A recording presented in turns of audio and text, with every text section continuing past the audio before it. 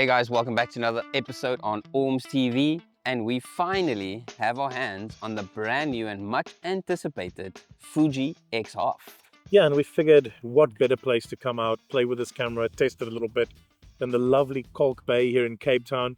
It's a beautiful day, sun's out, everybody's having a lekker time, so let's check out what this camera is all about.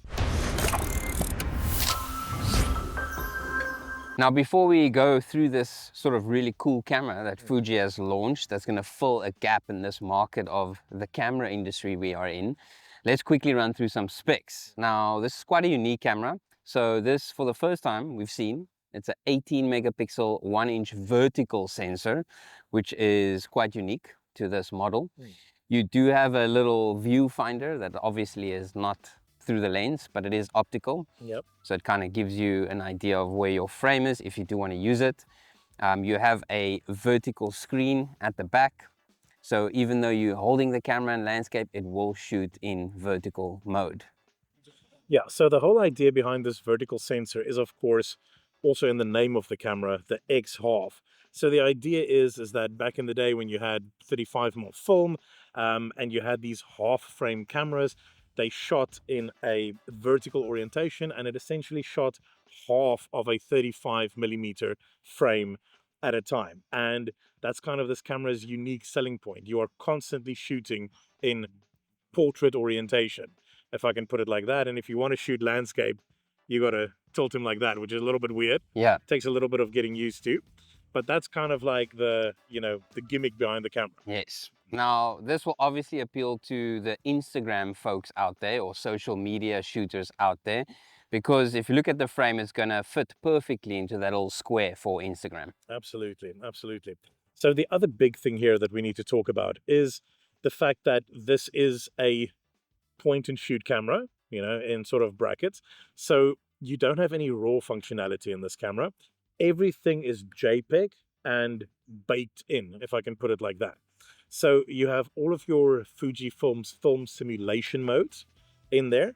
And then you also have some really cool like filter effects, if I can put it like that, that will show you guys and, talk through a little bit. But all of that built into this really tiny little camera with some manual controls, but it's all sort of hidden away and a little bit awkward. And it's kind of like just designed to point and shoot and have fun and go at it. Now, on the note of the film simulation modes, I really like how you select them. Yeah. So on the side of the camera, there's a little touch screen, and you literally just swipe up and down depending on the film simulation you want. And to access the sort of color filter modes, you'll have to go into a little sub menu, and then again on the side where your film canister used to sit, that is your sort of screen to navigate through those really cool options. Now, at first, I actually thought the sort of like the color modes were kind of like a gimmick and a little bit stupid, but there's actually really a couple of cool modes that we'll chat to you about later. Now, seeing that this does give you a little bit of a film camera vibe, there is an actual lever here that has a purpose. And it sort of ties into with the two modes that's in this camera, sort of like your more traditional digital camera mode, but also something Fuji is calling the film camera mode. And I think you can maybe sort of chat us through what that really does to the camera. Yeah, so firstly, the little lever has two effects. If you're shooting in kind of normal mode and you take a picture and you crank the lever immediately, it stores that half frame. So always to the left of the frame is like your first image. And then your next image is then taken on the other half of the frame, if I can put it like that. And you then have these two images side by side, well, or on top of each other, depending on, how you're using the camera. So that's kind of cool. But where this thing really comes into play is if you're shooting in what Fuji is calling film camera mode. So film camera mode. You go into the menu, you choose film camera mode, and then you have a selection of settings. So your, your film simulation, the amount of frames in your film camera, any other effects you want to apply to it, and then you're locked in. Yeah. Like that's it. Now you effectively have a film camera. You don't even have a live view. No, that's gone. Screen at the back switches off. Like it essentially turns into a film camera. You only have the little viewfinder to work through, And after every shot you take, you have to manually advance Yeah. to the next frame, which, I mean, it took a little bit of getting used to remember that I have to advance. But once you get the hang of it, it is such a cool little nostalgic throwback. Yeah. Then, because the little screen at the back is off, you can't see your pictures at all.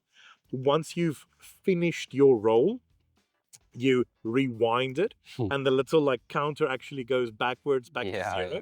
which is very cool. And then you still can't see your pictures. You actually have to take the X-HALF Fujifilm app on your phone and develop the roll that you just shot. Comes out on your phone, you can then apply some extra effects to it, and you know, only then do you actually have access Yeah. to your film. So, like, yeah, it's still a lot faster than shooting a roll of film, but it's such a cool little nifty thing to like essentially take a bunch of features away from you and lock it behind like an app and a whole lot of extra effort that you have to go through. That's just super cool though. It's such a cool feature.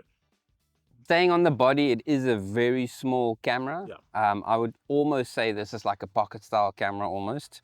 It obviously has a fixed lens. It is a 32mm full frame equivalent that's in this camera. So it's perfect for that street style, documentary, walk around kind of style camera. You have a exposure compensation here. So if you are shooting in shutter speed mode or in aperture mode, you can sort of dial in your exposure there. You actually do have a little shoe mount here, but yeah, no flash connectors there. On the note of the flash, you do have a front flash. So if you do want that sort of like old school washed out look, you can definitely get that. You also have your USB-C port, charging of course and downloading. And then you have the popular W126 battery and SD card slot. So overall, really cool camera, really small, and yeah, f2.8 aperture to f11. You do have the little sort of traditional aperture ring. You have manual focus on this as well, which I actually didn't know when we took it out first. And I think from your minimum distance, it looked like roughly like almost 10 or 15 centimeters. Sounds about right. So you can kind of get like semi-macro shots. It's obviously not going to be like real macro, but overall, pretty cool camera that has like a lot of cool features. And I think it's going to appeal to a lot of people. Yeah. So shooting with this camera today, like pretty much first time for both of us, just having a proper play with it. How do you actually feel about the shooting experience? And what do you think about it? Yeah.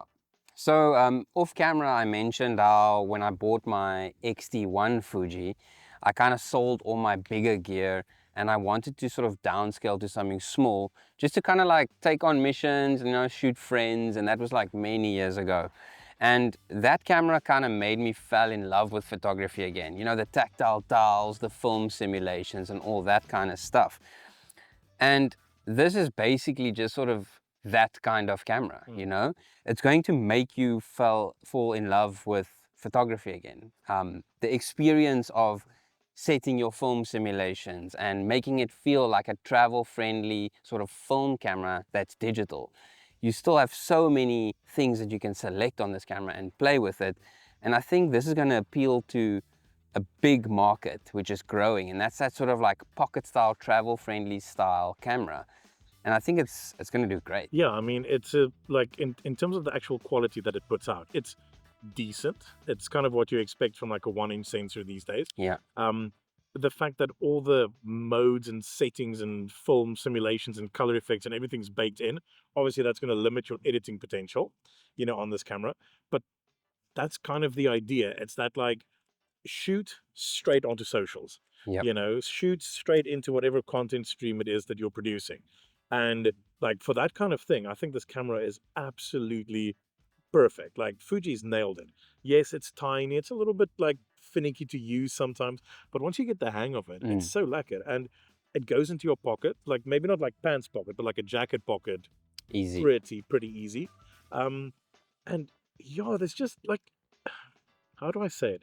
There's something about it that is just kind of cool, you know, and I don't quite know how to explain it yet, but maybe I'll get there. But like, it's just a cool little camera. I really kind of like it. Of course, this can also do video, but I don't think this will be focused on that heavily a lot. I mean, it can shoot 1080, sort of just under Full HD. It's 1080 by 1440, just due to the sensor shape and size.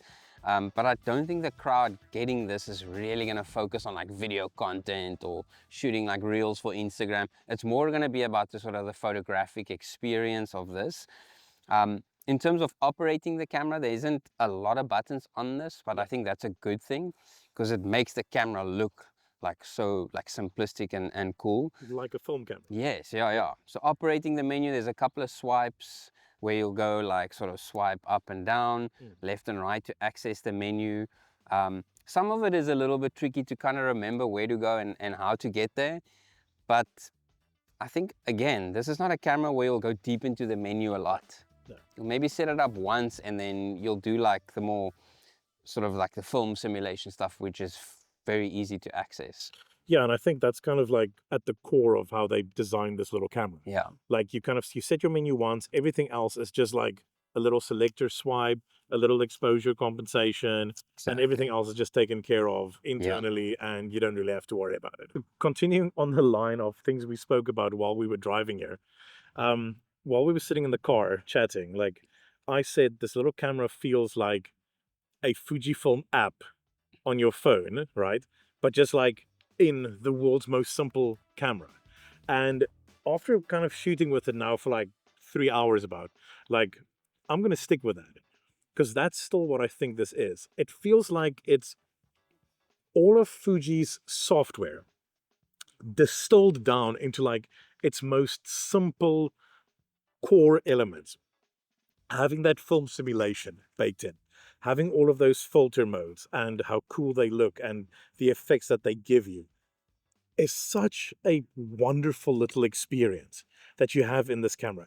There's no fancy gimmickry. No one's expecting you to take this and go and shoot a professional job with it. And, you know, it doesn't also have to shoot 4K video and 10-bit and have like all the settings for sound and all of that recording. It is just a plain, simple little camera that gives you every single choice in terms of how you want your picture to look, from super nostalgic, which I really like on this, like the little nostalgic filter is magic, okay, to all of the film simulation modes, the halation filters, the grain effects, all of those kind of things baked into something that'll give you a picture quality that is still far superior to what you're going to get out of a cell phone. You know, just right at its core, so simple and so easy to use. And the success of this camera is going to depend on whether Fujifilm is completely crazy to bring out something like this or absolutely genius. And as I'm sitting here right now, after having shot with this thing for the whole day, and I think you're going to agree with me, I think they're pretty bloody genius.